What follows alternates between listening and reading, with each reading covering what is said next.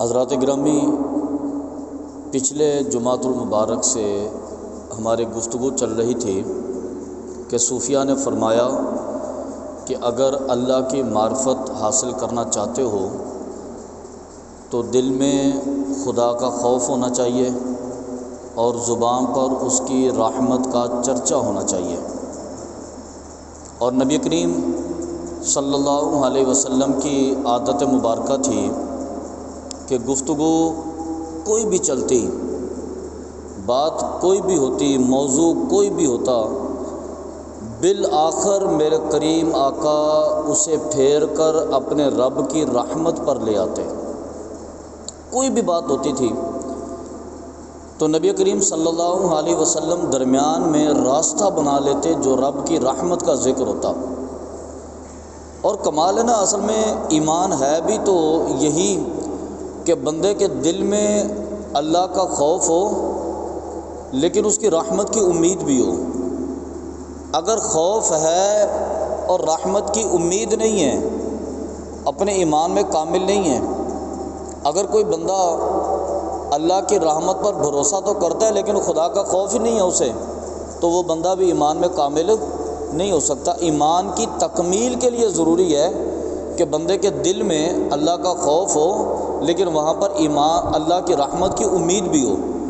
اس لیے صوفیہ نے فرمایا کہ اگر تم اللہ کی معرفت حاصل کرنا چاہتے ہو نا تو تمہارے لیے ضروری ہے کہ تمہارے دل میں اللہ تبارک و تعالیٰ کا خوف ہو اور تمہاری زبان پر اللہ کی رحمت کے چرچے ہونے چاہیے، اللہ کی رحمت کا ذکر ہونا چاہیے تاکہ تم اللہ تبارک و تعالیٰ کے کاملین میں ہو جاؤ۔ بلکہ ایک حدیث مبارکہ میں تو یہ آتا ہے، نبی کریم صلی اللہ علیہ وسلم نے فرمایا کہ کل بروز قیامت میدان حشر میں جب حساب کتاب ہوگا، اللہ رب العالمین جل جلالہ کے بندے خدا کی بارگاہ میں کھڑے ہوں گے۔ ایسی کیفیت میں ایک بندے کے بارے میں اللہ فیصلہ فرمائے گا کہ اسے جہنم میں ڈال دیا جائے۔ فرمایا کہ فرشتے اسے باندھ لیں گے، اس کے ہاتھ بھی زنجیروں سے بندھے ہوں گے، اس کے پیر بھی زنجیروں سے بندھے ہوں گے۔ فرشتے گھسیٹ کر اس بندے کو جہنم کی طرف لے جاتے ہوں گے، وہ روئے گا، چیخے گا، چلائے گا، جاتے جاتے بار بار مڑ کے پیچھے دیکھے گا۔ فرمایا کہ بالآخر فرشتے اسے لے کر جہنم کے کنارے پر پہنچ جائیں گے، اسے پھینکنے والے ہوں گے کہ دوبارہ مڑ کے پیچھے دیکھے گا۔ اللہ رب العالمین فرمائے گا کہ اس بندے کو لاؤ میرے پاس۔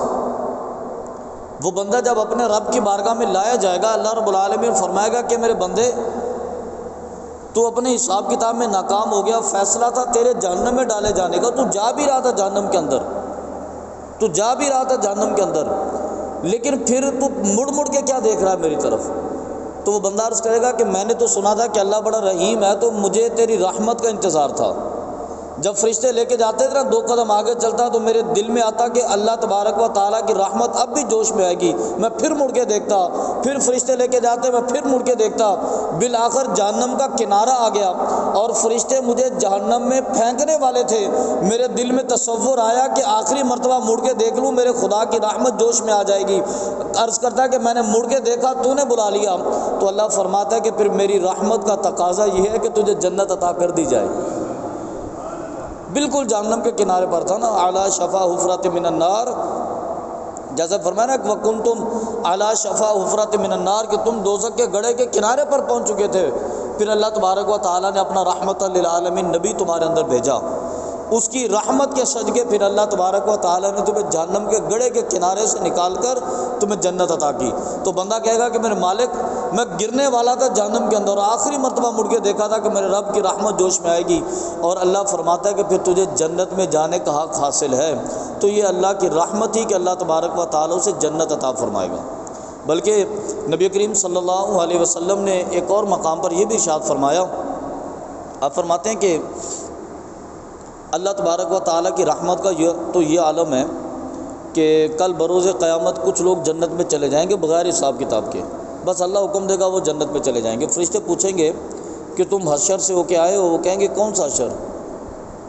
اچھا پل صراط سے گزر کے آئے؟ وہ کہیں کون سا پل صراط؟ میزان سے ہو گیا؟ کون سا میزان؟ ہمیں تو نہیں پتہ کسی چیز کا، نہ ہم میزان پہ گئے نہ ہم پل صراط پہ گئے، حساب کتاب کی ہمیں پتہ ہی نہیں تھا، بس فرشتے آئے انہوں نے اٹھا کے جہنم میں ڈال دیا۔ تو وہ فرشتے بڑے حیران ہو گئے کہ تمہیں اٹھا کے اللہ نے جنت میں بھیج دیا۔ فرشتے بڑے حیران ہو گئے کہ تم جنت میں آ گئے، حشر سے بھی نہیں گزرے۔ پل صراط سے بھی نہیں گزرے، میزان کے پاس بھی تم لوگ نہیں گئے، حوض کوثر کے پاس بھی، آخر تم جنت میں کیسے پہنچے؟ کیا تم نمازیں بہت زیادہ پڑھتے تھے؟ کہہ نہیں نمازیں تم نارملی پڑھتے تھے۔ روزے زیادہ رکھے ہوں گے؟ نہیں جی، روزے بھی وہی رکھتے تھے جو رمضان میں فرض ہو جاتے تھے۔ اچھا تو کیا تم نے زکوٰۃ زیادہ دی؟ کہتے نہیں، زکوٰۃ جب اللہ نے حکم دیا جتنی ہم پہ ہوتی تھی ہم اتنی دیتے تھے، جب حج فرض ہوا جس پہ ہوا ہم نے وہی حج کر لیا۔ کوئی کمال نہیں تھا، نہ نمازیں زیادہ، نہ حج زیادہ، نہ زکوٰۃ زیادہ، نہ صدقے زیادہ، نہ روزے زیادہ، کچھ بھی نہیں ہے۔ تو فرشتے بڑے حیران ہوں گے کہ بالآخر تم جنت میں آئے کیسے؟ تم جنت میں آئے کیسے؟ جنت میں آنے کی وجہ کیا ہے؟ تو وہ کہیں گے کہ جنت میں آنے کی وجہ یہ ہے کہ نہ نمازیں زیادہ تھی، نہ روزے زیادہ تھے، نہ خرچہ زیادہ تھا، بس مسئلہ یہ تھا کہ جب اللہ ہمیں عطا کر دیتا تھا ہم اس کا شکر ادا کرتے تھے، جب نہیں دیتا تھا پھر ہم صبر کیا کرتے تھے۔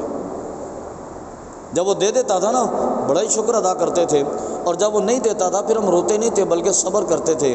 اور ہمارا رب ہمیں جس حال میں رکھتا تھا ہم اپنے رب سے راضی رہتے تھے، ہم اپنے رب سے راضی رہتے تھے، رب سے شکوہ نہیں ہوتا تھا ہمارا۔ تو فرشتے کہیں گے ہاں پھر یہی وجہ ہے کہ تمہارے رب نے تمہیں بغیر حساب کتاب کے آج جنت عطا فرما دی ہے، وجہ یہی ہے۔ اور بخاری شریف کے ایک اور حدیث مبارکہ نبی کریم صلی اللہ علیہ وسلم نے فرمایا، ایک مرتبہ باہر سے گھر سے تشریف لائے، صحابہ کرام آپس میں بیٹھے تھے، سرکار نے پوچھا تم کون ہو؟ حضور ہم مومن ہیں۔ آپ نے فرمایا کہ کوئی دلیل ہے تمہارے پاس مومن ہونے کی؟ اچھا ہم سے کوئی پوچھ لے نا ہم تو لڑ ہی پڑیں گے نا اس بات پہ بھی کوئی دلیل ہے مومن ہونے کی؟ ہم کہیں مجھ پہ شک کرتے ہو؟ میں نے جتنی نمازیں پڑھی ہوئی ہیں، میں نے اتنے صدقے دیے ہوئے ہیں، فجر کی نماز میں سب سے پہلے مسجد میں آتا ہوں، عشاء کی نماز میں سب سے آخر میں جاتا ہوں، اور دیکھ لو لاکھوں لوگوں کے گھر میری وجہ سے چلے ہیں، پتہ نہیں کتنے لوگوں کو میں نے کھانے کھلا دیے، ہم تو ناراض ہو جائیں گے نا۔ تو صحابہ سمجھتے تھے حضور کا مقصد۔ سرکار نے فرمایا کون ہو؟ کہتے جو حضور ہم مومن ہیں۔ کیا دلیل ہے تمہارے پاس کہ تم مومن ہو؟ تو کہنے لگا کہ حضور جب اللہ تبارک و تعالیٰ میں عطا کرتا ہے نا ہم اس کا شکر ادا کرتے ہیں، جب وہ نہیں دیتا پھر ہم صبر کرتے ہیں، اور ہم اپنے رب کی رضا میں راضی رہتے ہیں۔ سرکار نے وہ پکی بات ہے، عرض کی حضور جی بالکل پکی بات ہے۔ تو آقا علیہ السلام مسکرائے اور سرکار نے فرمایا کہ مبارک ہو تمہیں، تم ایماندار ہو۔ ایمان کی دلیل ہے، سرکار نے فرمایا تمہاری یہ کہ رب کی رضا میں راضی رہنا، جس حال میں رب راضی رکھے اس حال میں راضی رہنا، یہ بندے کے کامل ہونے کی دلیل ہے اپنے رب کے ساتھ، بندے کے مخلص ہونے کی دلیل ہے اپنے رب کے ساتھ، بندے کے مطمئن ہونے کی دلیل ہے اپنے رب کے ساتھ۔ بندہ اپنے رب کے ساتھ راضی رہے، اور جو شخص اپنے رب کے ساتھ راضی رہتا ہے پھر رب اسے راضی کر کے رکھتا ہے، اسے دنیا میں بھی راضی رکھتا ہے، اسے آخرت میں بھی اللہ راضی رکھتا ہے۔ وجہ یہ ہوتی ہے کہ وہ بندہ اپنے رب کے ساتھ راضی ہوتا ہے۔ اور رب کی رضا تو یہ ہے نا، ایک بخاری شریف کی حدیث مبارکہ، مسلم شریف کے اندر بھی حدیث ذکر کی گئی ہے، رب کی رحمت کا تذکرہ ہے، لیکن ہمارے المیہ یہ ہے کہ لوگ پوچھتے ہیں کہ جی حدیث کہاں پر لکھی ہوئی ہے؟ بخاری کی حدیث ہے یہ جی مسلم کی حدیث ہے۔ اچھا بخاری سے ہٹ کر مسلم سے ہٹ کر اور بھی بہت ساری کتابیں سیاست ستہ کی، نہیں جی دلیل ہمیں حدیث جو چاہیے نا بخاری کی چاہیے۔ حالانکہ یہ بھی کوئی ایک عجیب بات ہے، میرے نبی کے فرمان تو ابو داود کے اندر بھی ہیں، میرے نبی کے فرمان تو مسند امام اعظم کے اندر بھی ہیں، مسند امام مالک کے اندر بھی ہیں، مسند احمد کے اندر بھی ہیں، میرے نبی کے فرمان تو جگہ جگہ موجود ہے نا۔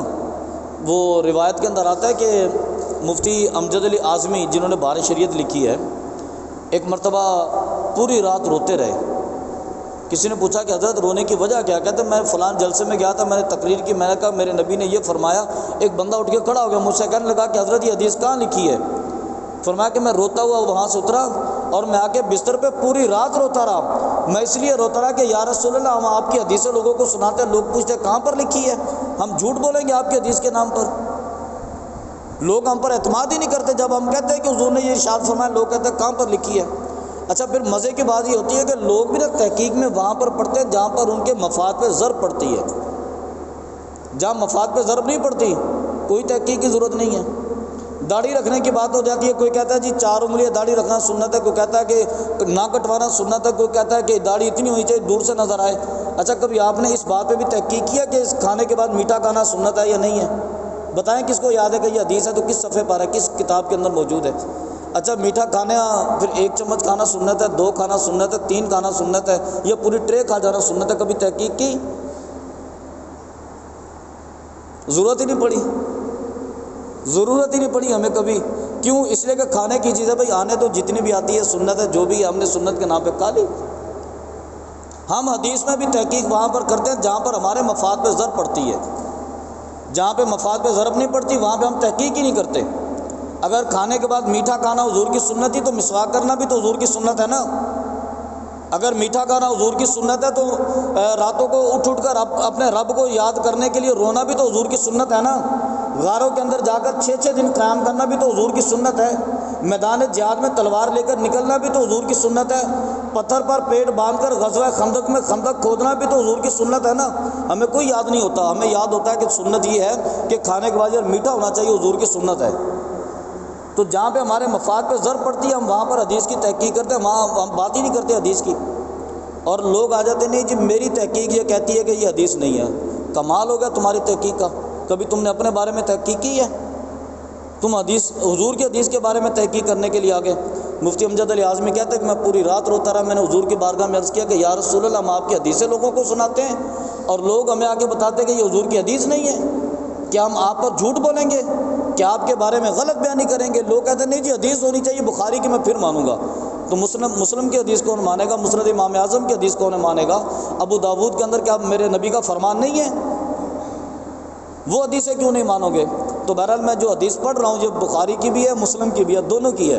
حضرت علی رضی اللہ تعالیٰ عنہ فرماتے ہیں کہ میرے کریم آقا نے ارشاد فرمایا، آقا علیہ الصلوۃ والسلام ارشاد فرماتے ہیں کہ جو بندہ اللہ کی دی ہوئی کم نعمتوں پر راضی ہو جائے اللہ تبارک و تعالیٰ اس کی کم عبادتوں پر راضی ہو جاتا ہے. جو بندہ اللہ کی دی ہوئی کم نعمت پر راضی ہو جائے تو اللہ اس کے کم عبادتوں پر بھی راضی ہو جاتا ہے. ابو سفیان ثوری کے بارے میں آتا ہے کہ وہ مسجد میں بیٹھے تھے اور مسلسل دعا مانگ رہے تھے کہ اللہ تو مجھ سے راضی ہو جا، اللہ تو مجھ سے ایک ہی جملہ بس، کچھ بھی نہیں، بس ہاتھ اٹھائے ہوئے روئے جا رہے ہیں، اے اللہ تو مجھ سے راضی ہو جا، اے اللہ تو مجھ سے راضی ہو جا، اے اللہ تو مجھ سے راضی ہو جا. رابعہ بصریہ باہر سے گزر رہی تھی، انہوں نے پیچھے سے آواز دی کہ سفیان کچھ اور بھی تو بات کر، کوئی رزق کی بات کر، کوئی اولاد کی بات کر، کوئی کاروبار کی بات کر، کوئی مکان کی بات کر، کچھ اور بھی تو مانگ اپنے رب سے. تو صرف ایک ہی بات کر رہا ہے کہ اللہ مجھ سے راضی ہو جا، اللہ مجھ سے راضی ہو جا. تو سفیان ثوری نے کہا کہ میں رب کو راضی کرنا چاہتا ہوں. اس نے کہا تو اپنے دل سے پوچھ تو رب سے راضی ہے؟ تو چاہتا ہے کہ رب تجھ سے راضی ہو جائے، اپنے دل میں تو جھانک، کیا تیرا دل رب سے راضی ہے؟ اس نے جتنی اولاد دی تو راضی ہے اس پر؟ اس نے جتنا کاروبار دیا تو راضی ہے اس پر؟ اس نے جتنے مکان دیے تو راضی ہے اس پر؟ جیسی گاڑی دی راضی ہے تو اس پر؟ جو معاشرے میں اسٹیٹس دیا راضی ہے تو اس پر؟ تو اپنے دل میں تو جھانک پہلے، تو رب سے راضی ہے؟ اب تو رب سے راضی نہیں ہونا چاہتا، تو چاہتا ہے رب تیرے ساتھ راضی ہو جائے. فرمایا نہیں ایسا کبھی نہیں ہوگا. تو رب سے راضی ہونا چاہتا ہے تو پہلے تو رب سے راضی ہو، پھر رب تیرے ساتھ راضی ہوگا. پہلے خود تو بات کر. تو اس لیے آقا علیہ الصلوۃ والسلام نے فرمایا، حضرت علی کہتا ہے کہ میرے کریم آقا نے فرمایا کہ جو بندہ اپنے رب کے دیے ہوئے تھوڑے پر راضی ہو جاتا ہے اللہ تبارک و تعالیٰ اس کی تھوڑی باتوں پر راضی ہو جاتا ہے. عبادت کرنے کا ہمارا خیال ہی نہیں ہوتا. نماز پڑھنے کی بات ہے تو ہماری خواہش ہوتی ہے کہ گھڑی میں ابھی 2 بجے اور جماعت شروع ہو جائے، 2 سیکنڈ 3 سیکنڈ 5 سیکنڈ لیٹ نہ ہو. ہمیں پریشانی کھڑی ہو جاتی ہے کیونکہ ہم نے جانا ہے، دنیا ہمارے آسرے پر ہوتی ہے، دنیا کا سسٹم جام ہو جاتا ہے جب ہم مسجد کے اندر آتے ہیں نا، کاروبار ختم ہو جاتا ہے دنیا کے اندر کیونکہ ہم مسجد کے اندر آ گئے. اچھا پھر اس کے بعد جیسی جماعت ہوتی ہے ہم نے سب سے پہلے نکلنا ہوتا ہے. دعا کے لیے ہم نہیں بیٹھ سکتے، دوا کے لیے ہم نہیں بیٹھ سکتے، اور اس کے بعد روزے میں سب سے آخر میں روزہ رکھنا ہے، سب سے پہلے روزہ کھولنا ہے، یہ بھی ہمیں جلدی ہوتی ہے. نماز میں سب سے آخر میں آنا ہے، سب سے پہلے جانا ہے. باقی سارے معاملات میں ہمیں سب سے زیادہ جلدی ہوتی ہے. لیکن رزق کے معاملے میں ہمیں ہوتا ہے کہ اللہ یہ بھی دے دے، وہ بھی دے دے، فلاں چیز بھی میری ہونی چاہیے، فلاں بھی میری ہونی چاہیے، یہ بھی میرے گھر میں ہونا چاہیے، وہ بھی میرے اکاؤنٹ کے اندر ہونا چاہیے. تو آقا علیہ السلام نے فرمایا کہ خبردار اگر تم رب کے تھوڑے دیے ہوئے پر راضی ہو جاؤ گے نا تو پھر رب تمہارے تھوڑے اعمال پہ بھی راضی ہو جائے گا. زیادہ لینا چاہتے ہو تو اعمال زیادہ کر لو. فرمایا کہ یہی طریقہ ہے رب کی بارگاہ میں.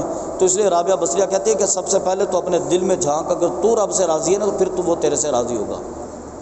تمہیں اپنے قلب پر جھانکنا چاہیے. تو اس لیے فرمایا کہ اللہ تبارک و تعالیٰ کی بارگاہ میں رضامندی اسی کے اندر آئے گی.